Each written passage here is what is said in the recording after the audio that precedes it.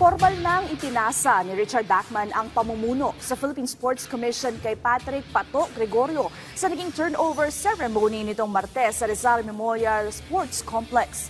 Yan ang ulat ni teammate Daryl Oclares.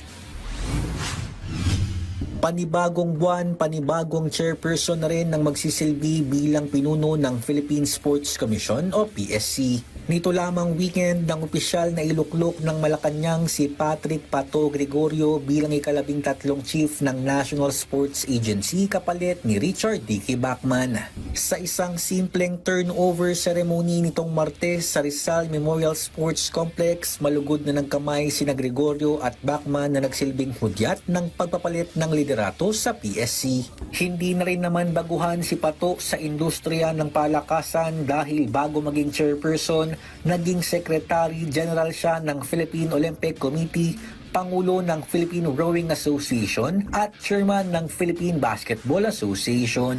Kaya ayon kay Gregorio, asahan na sa ilalim ng kanyang pamumuno, hindi magbabago ang kanyang ipinakitang serbisyo sa Philippine sports. Expect big changes, di ba?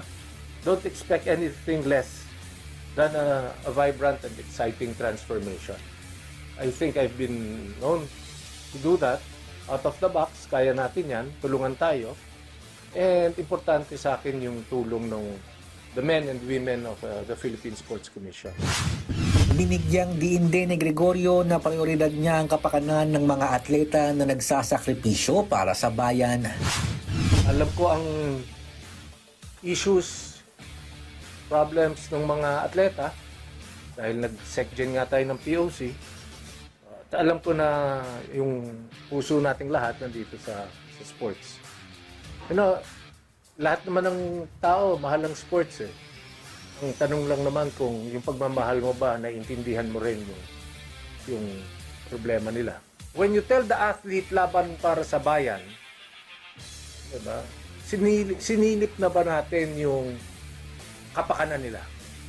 So, simple lang yan. Never kong kilalimutan yan. Yan ang paninindigan ko. Yung ako, pamilya ko, bayan ko. Sa kanya namang pagharap sa Philippine Sports Writers Association Forum, may ibinahagi ring mensahe si Gregorio para sa mga pambansang atleta.